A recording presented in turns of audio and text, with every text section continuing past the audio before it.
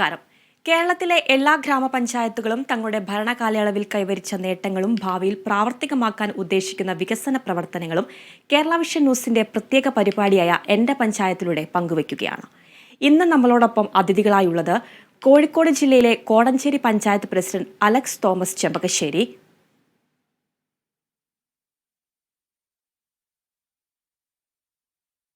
വയനാട് ജില്ലയിലെ Vythiri panchayat president Vijesh MP എന്നിവരാണ്. എല്ലാവർക്കും എന്റെ പഞ്ചായത്തിലേക്ക് സ്വാഗതം.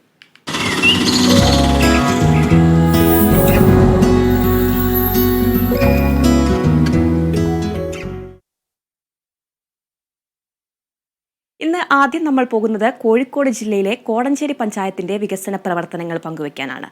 പഞ്ചായത്ത് പ്രസിഡന്റ് അലക്സ് തോമസ് ചെമ്പകശ്ശേരിയുണ്ട്. നമസ്കാരം ശ്രീ അലക്സ് തോമസ്. കോടഞ്ചേരി ഗ്രാമപഞ്ചായത്ത് ഒരു കാർഷിക മേഖലയാണ്, അതുപോലെ തന്നെ ടൂറിസം സാധ്യത ഏറെയുള്ള ഒരു പ്രദേശമാണ്. സ്വച്ഛ് ഭാരതിൽ കൂടുതൽ പദ്ധതികൾ നടപ്പിലാക്കിയ പഞ്ചായത്ത്, അതുമാത്രമല്ല തൊഴിലുറപ്പ് പദ്ധതിയിൽ കൂടുതൽ തൊഴിൽ ദിനങ്ങൾ സൃഷ്ടിച്ച ഒരു പഞ്ചായത്ത് കൂടിയാണ്. എങ്ങനെ വിലയിരുത്തുന്നു ഈ ഭരണകാലയളവിലെ വികസന പ്രവർത്തനത്തെ? നമസ്കാരം. കോടഞ്ചേരി ഗ്രാമപഞ്ചായത്ത് ഒരു കാർഷിക മേഖല ഊന്നിയ ഒരു പഞ്ചായത്താണ്. 102 സ്ക്വയർ കിലോമീറ്ററിൽ മഹാഭൂരിപക്ഷം ആളുകളും കൃഷി ആശ്രയിച്ച് ജീവിക്കുന്നവരാണ്. അതുകൊണ്ട് തന്നെ മഹാത്മാഗാന്ധി ദേശീയ തൊഴിലുറപ്പ് പദ്ധതിയിലെ എല്ലാ സാധ്യതകളും ഉപയോഗപ്പെടുത്തിക്കൊണ്ട് കൊടുവള്ളി ബ്ലോക്കിൽ തന്നെ ഏറ്റവും കൂടുതൽ തൊഴിൽദിനങ്ങൾ സൃഷ്ടിക്കാനും അടിസ്ഥാന സൗകര്യങ്ങളായ മണ്ണ് ജല സംരക്ഷണ പ്രവർത്തനങ്ങളും റോഡ്, കലുങ്ക്, തോട് സംരക്ഷണ പ്രവർത്തനങ്ങളും നടത്താൻ സാധിച്ചിട്ടുണ്ട്. 7.5 കോടിയോളം രൂപയുടെ പ്രവർത്തനങ്ങൾ കഴിഞ്ഞ സാമ്പത്തിക വർഷം നമുക്ക് പൂർത്തീകരിക്കാൻ സാധിച്ചിട്ടുണ്ട്. കാർഷിക മേഖലയിലാണെങ്കിലും വിവിധങ്ങളായ പ്രവർത്തനങ്ങൾ അടിസ്ഥാന മേഖലയിലെ കാർഷിക പ്രശ്നങ്ങൾ പരിഹരിക്കാൻ വേണ്ടി വാല്യൂ അഡീഷന്റെ ഭാഗമായിക്കൊണ്ട് ക്ഷീര കർഷകർക്ക് കൈത്താങ്ങായിക്കൊണ്ട് ചാണക സംസ്കരണ യൂണിറ്റുകൾ 30ഓളം ആരംഭിക്കാൻ സാധിച്ചു. ടൈക്കോഡർമ ചേർത്ത് സമ്പുഷ്ടീകരിച്ച ജൈവവളമാക്കി മാറ്റുന്ന ഈ ചാണക സംസ്കരണ യൂണിറ്റുകളിൽ നിന്ന് ഉൽപ്പാദിപ്പിക്കുന്ന ഉൽപ്പന്നങ്ങൾ തെങ്ങിന് വളമായിട്ട് പഞ്ചായത്ത് തന്നെ അത് മേടിച്ച് കർഷകർക്ക് നൽകുന്ന രീതിയിൽ പ്രവർത്തിക്കുന്നുണ്ട്. ടൂറിസത്തിന് അനന്തമായ സാധ്യതയുള്ള മേഖലയാണ് കോഴഞ്ചേരിയെ തുഷാരഗിരി അടക്കമുള്ള പ്രദേശങ്ങൾ. അവിടെ നമ്മൾ കൃത്യമായ ദീർഘവീക്ഷണത്തോടുകൂടി പട്ടികവർഗ മേഖലയിലെ ആളുകളെ കൂടി ഉപകാരപ്രദമാകുന്ന രീതിയിൽ ഹണി മ്യൂസിയം എന്നൊരു പദ്ധതി ഇപ്പൊ നടപ്പിലാക്കിക്കൊണ്ടിരിക്കുകയാണ്.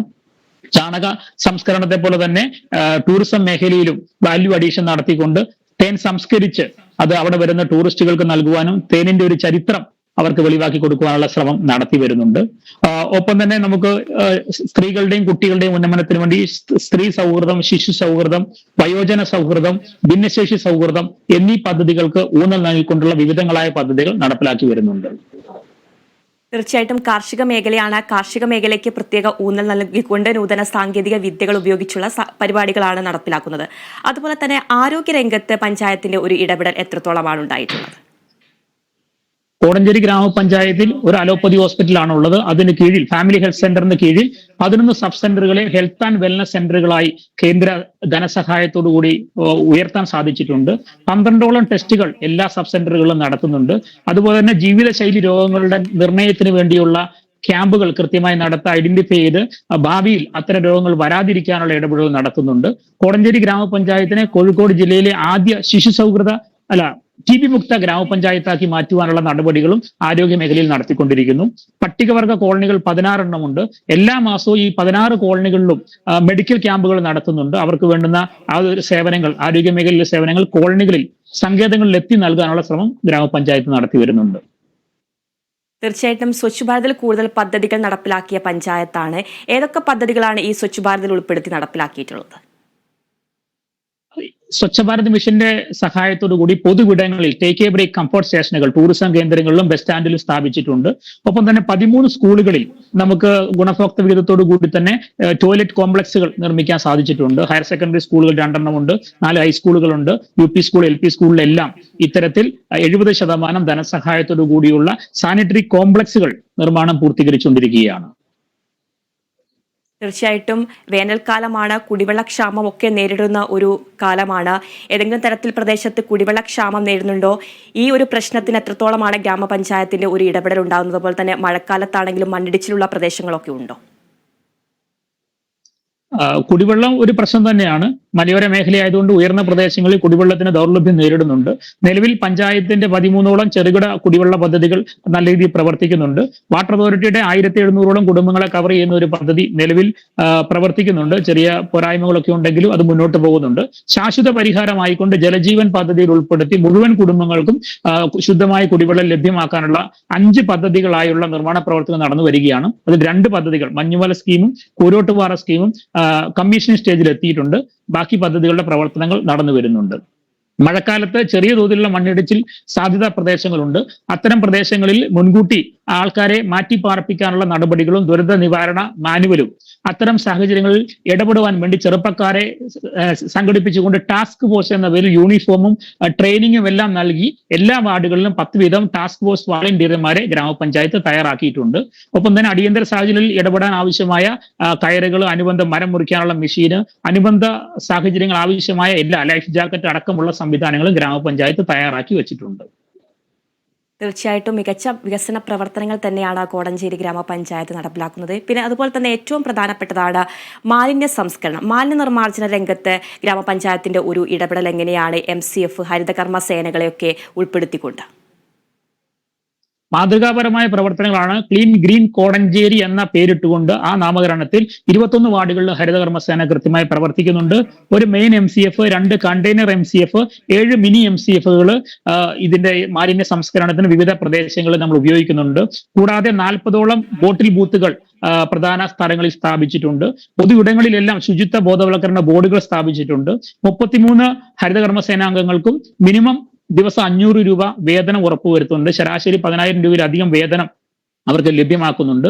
MCFൽ അടിസ്ഥാന സൗകര്യങ്ങളായ ബെയിലിംഗ് മെഷീന്, കൺവെയർ ബെൽറ്റ്, വെയിങ് മെഷീന്, ട്രോളി അടക്കമുള്ള എല്ലാ സൗകര്യങ്ങളും ഹരിതകർമ്മസേന തൊഴിലാളികൾക്ക് വിശ്രമിക്കാനുള്ള ഇടവും അനുബന്ധ സാഹചര്യങ്ങളെല്ലാം തയ്യാറാക്കിയിട്ടുണ്ട്. മാതൃകാപരമായ പ്രവർത്തനങ്ങളാണ് ഈ മേഖലയിൽ നടത്തിക്കൊണ്ടിരിക്കുന്നത്. വലിച്ചെറിയൽ മുക്ത പ്രദേശമായി കോടഞ്ചേരി പ്രഖ്യാപിച്ചിട്ടുണ്ട്. ജൈവ മാലിന്യ സംസ്കരണത്തിന് റിംഗ് കമ്പോസ്റ്റുകൾ 3000ഓളം കുടുംബങ്ങൾക്ക് നൽകിയിട്ടുണ്ട്. ഈ കൊല്ലം ബൊക്കാശി ബക്കറ്റ് 1000-ലധികം ആളുകൾക്ക് നൽകുന്നുണ്ട്. സോക്ക് പിറ്റുകൾ മഹാത്മാഗാന്ധി ദേശീയ തൊഴിലുറപ്പ് പദ്ധതിയിൽ ആവശ്യപ്പെടുന്ന മുഴുവൻ ആളുകൾക്ക് ലഭ്യമാക്കിയിട്ടുണ്ട്. ഒരു സുന്ദര പ്രദേശമാണ്. ഗ്രാമീണ സൗന്ദര്യം എല്ലാ രീതിയിലും തനിമ കാത്തു സൂക്ഷിച്ചുകൊണ്ട് ഒരു കോട്ടവും പറ്റാത്ത രീതിയിൽ ടൂറിസം കേന്ദ്രങ്ങളെ അടക്കം ഹരിത ഡെസ്റ്റിനേഷനുകളാക്കി മാറ്റിയിട്ടുണ്ട്. മാതൃകാപരമായ രീതിയിൽ കോടഞ്ചേരി, നെല്ലിപ്പോൾ ടൗണുകളിൽ ചെടിച്ചട്ടികളടക്കം സ്ഥാപിച്ച്, ബിന്നുകൾ സ്ഥാപിച്ച്, ബയോ ബിന്നുകളും വേസ്റ്റ് ബിന്നുകളും എല്ലാം സ്ഥാപിച്ചുകൊണ്ട് മനോഹരമായ ഇടങ്ങളാക്കി ഹരിത ഗ്രാമമായും പ്രഖ്യാപിച്ചിട്ടുണ്ട്. തീർച്ചയായിട്ടും പാലിയേറ്റീവ് പ്രവർത്തനം എത്രത്തോളമാണ്? വയോജനങ്ങൾക്ക്, ഭിന്നശേഷി ആളുകൾക്കുള്ള പദ്ധതികളോ എങ്ങനെയൊക്കെയാണ് ഗ്രാമപഞ്ചായത്ത് നടപ്പിലാക്കുന്നത്? കോടഞ്ചേരി ഗ്രാമപഞ്ചായത്ത് പരിധിയിൽ 423 പാലിയേറ്റീവ് രജിസ്റ്റേർഡ് രോഗികളാണുള്ളത്. അവർക്ക് ഗ്രാമപഞ്ചായത്തിന്റെ നേതൃത്വത്തിലുള്ള പ്രാഥമിക പാലിയേറ്റീവ് കേന്ദ്രവും പ്രൈമറി പാലിയേറ്റീവും ബ്ലോക്ക് പഞ്ചായത്തിന്റെ ധനസഹായത്തോടുകൂടിയുള്ള സെക്കൻഡറി പാലിയേറ്റീവ് സൗകര്യം ഏർപ്പെടുത്തിയിട്ടുണ്ട്. ഫിസിയോതെറാപ്പി അടക്കമുള്ള സംവിധാനങ്ങൾ, നേഴ്സ്, അനുബന്ധ വാളണ്ടിയർമാരുടെ എല്ലാ സേവനങ്ങളും ലഭ്യമാക്കുന്നുണ്ട്. കൂടാതെ പാലിയേറ്റീവ് കെയർ സൊസൈറ്റിയുടെ 2 യൂണിറ്റുകൾ കോടഞ്ചേരി, നെല്ലിപ്പോലായി പ്രവർത്തിക്കുന്നുണ്ട്. ഈ 4 പാലിയേറ്റീവ് കെയർ യൂണിറ്റുകളും സഹകരിച്ചുകൊണ്ടാണ് പ്രവർത്തിക്കുന്നത്. എല്ലാ മാസവും കൃത്യമായി ഡേ കെയർ നടത്തി വീടുകളിൽ പോയി പരിശോധന നടത്തി ആവശ്യമായ ഡ്രസ്സിങ്ങും കാത്ത് ലാബ് അടക്കമുള്ള സംവിധാനങ്ങൾ ചെയ്യുന്നുണ്ട്. കൂടാതെ എല്ലാ വർഷവും പാലിയേറ്റീവ് സംഗമങ്ങൾ 2 വട്ടം നടത്തുന്നുണ്ട്. ഈ വർഷം അവരെ കൂട്ടി ഒരു കാപ്പാട് ബീച്ചിലേക്ക് സഞ്ചരിക്കാൻ പറ്റുന്ന ആളുകളെ കൂട്ടി ഒരു ടൂറും നടത്തിയിട്ടുണ്ട്. മുതിർന്ന പൗരന്മാരായ പാലിയേറ്റീവ് രോഗികൾക്ക് മുന്തിയ പരിഗണന നൽകിക്കൊണ്ട് അവർക്ക് വേണ്ടുന്ന അടിസ്ഥാന സൗകര്യത്തിന് വേണ്ടുന്ന എല്ലാ സൗകര്യങ്ങളും ഗ്രാമപഞ്ചായത്ത് ഒരുക്കിയിട്ടുണ്ട്. തീർച്ചയായിട്ടും ഒരു കാർഷിക മേഖല തന്നെയാണ് കോടഞ്ചേരി ഗ്രാമപഞ്ചായത്ത്. ഏതെങ്കിലും തരത്തിലുള്ള വന്യജീവി ആക്രമണങ്ങളൊക്കെ നേരിടുന്നുണ്ടോ? നിരന്തരമായി വന്യജീവി ആക്രമണം നേരിടുന്ന ഒരു പഞ്ചായത്താണ് കോടഞ്ചേരി. 21 വാർഡുകളിലും കാട്ടുപന്നി ശല്യം അതിരൂക്ഷമാണ്. അതുപോലെ കുരങ്ങ്, ആന, കടുവ തുടങ്ങിയവയുടെ ശല്യം സ്ഥിരമായി വനാതിർത്തികളുടെ വാർഡുകളിൽ ബാധിക്കുന്നുണ്ട്. അവയുടെ പരിഹാരമായിക്കൊണ്ട് ഗ്രാമപഞ്ചായത്തിന്റെ തനത് ഫണ്ട് ഉപയോഗിച്ചുകൊണ്ട് 50% സബ്സിഡിയിൽ സോളാർ ഫെൻസിംഗ് സ്ഥാപിക്കാനുള്ള നടപടികൾ സ്വീകരിച്ചിട്ടുണ്ട്. നാട്ടിലിറങ്ങുന്ന കാട്ടുപന്നികളെ വെടിവെച്ച് കൊല്ലാൻ നിയമം പാസ്സായി ഉടൻ തന്നെ അത് ഉപയോഗപ്പെടുത്തിയ പഞ്ചായത്താണ് കോടഞ്ചേരി. നിലവിൽ 25ഓളം എംപാനൽ ഷൂട്ടർമാർ വിവിധ പ്രദേശങ്ങളിലായി ഉണ്ട്. നാട്ടിലിറങ്ങുന്ന പന്നികളെ കൃത്യമായി എല്ലാ ആഴ്ചയിലും 3-4 എണ്ണത്തെ വീതം ശാസ്ത്രീയമായ രീതി ഇല്ലായ്മ ചെയ്യാനുള്ള നടപടികൾ ഗ്രാമപഞ്ചായത്ത് സ്വീകരിച്ചു വരുന്നുണ്ട്. തീർച്ചയായിട്ടും നിരവധി വികസന പ്രവർത്തനങ്ങൾ തന്നെയാണ് നടത്തിവരുന്നത്. അതുപോലെ തന്നെ ലഹരി ഉപയോഗമൊക്കെ വർദ്ധിച്ചു വരുന്ന ഒരു സാഹചര്യമാണ് കുട്ടികളിലും യുവാക്കളിലും അടക്കം. എങ്ങനെയാണ് ഈ ലഹരി വിരുദ്ധ പദ്ധതികളൊക്കെ പഞ്ചായത്തിൽ നടപ്പിലാക്കുന്നത്?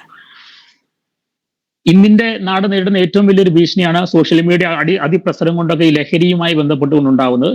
സ്ത്രീകളുടെയും കുട്ടികളുടെയും ഉന്നമനത്തിന് വേണ്ടി വിവിധങ്ങളായ പദ്ധതികൾ ഗ്രാമപഞ്ചായത്ത് നടപ്പിലാക്കി വരുന്നു. അതിന്റെ ഏറ്റവും പ്രധാനമാണ് മുഴുവൻ പ്രായപൂർത്തിയായ സ്ത്രീകൾക്കും മെൻസ്ട്രുവൽ കപ്പ് വിതരണം ചെയ്തിട്ടുണ്ട്. കുട്ടികൾക്ക് എല്ലാ സ്കൂളുകളും 13 സ്കൂളുകളും കേന്ദ്രീകരിച്ച് ബോധവൽക്കരണ പരിപാടികൾ സംഘടിപ്പിക്കുന്നുണ്ട്. കുട്ടികൾക്ക് ലഹരിമുക്ത ക്യാമ്പയിനുകൾ, റാലികൾ, ക്വിസ് മത്സരങ്ങൾ, സ്ട്രീറ്റ് പ്ലേകളെല്ലാം നടത്തിയിട്ടുണ്ട്. അതിനെല്ലാം സമ്മാനങ്ങൾ നൽകുന്നുണ്ട്. ഏറ്റവും മികച്ച ലഹരി ക്ലബ്ബുകൾക്ക് പ്രോത്സാഹനജനകമായ വിധത്തിലുള്ള ഗ്രാമപഞ്ചായത്തിന്റെ സപ്പോർട്ട് നൽകി വരുന്നുണ്ട്.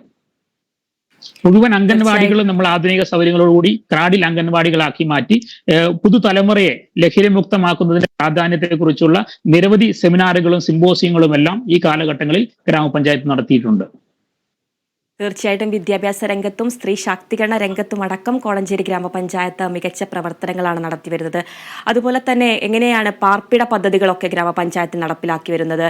ഈ ഗ്രാമീണ റോഡുകളുടെയൊക്കെ നവീകരണ പ്രവർത്തികൾ എങ്ങനെയാണ്?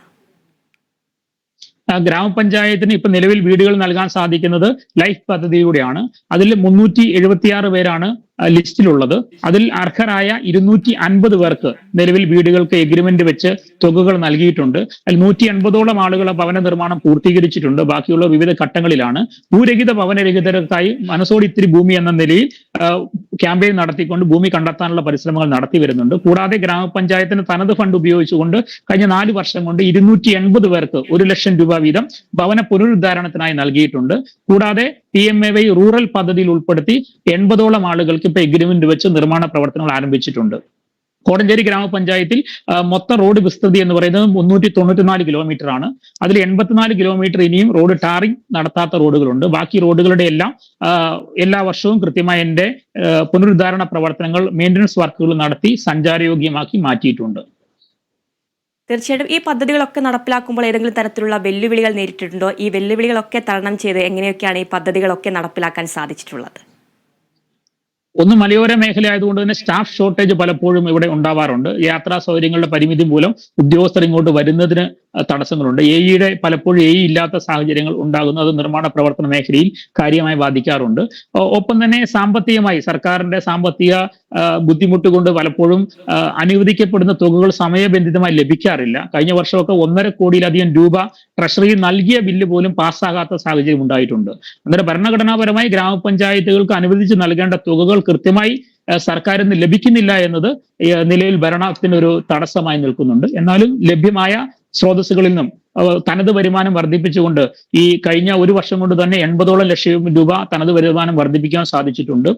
ആസ്തികൾ മുഴുവൻ ഡിജിറ്റൽ സർവേ നടത്തിക്കൊണ്ട് അനധികൃത നിർമ്മാണങ്ങളെ കണ്ടെത്തുവാനും അവ ക്രമവൽക്കരിക്കാനുള്ള നടപടികളും സ്വീകരിച്ചു വരികയാണ്. അത് പൂർത്തീകരിക്കുന്നതോടുകൂടി നിലവിലുള്ളതിനേക്കാൾ 1 കോടി രൂപയിലധികം തനത് വരുമാനം കണ്ടെത്താൻ സാധിക്കും. അതിലൂടെ ഇത്തരം പ്രതിസന്ധികളെ തരണം ചെയ്യാൻ സാധിക്കുമെന്നാണ് ഗ്രാമപഞ്ചായത്ത് കരുതുന്നത്.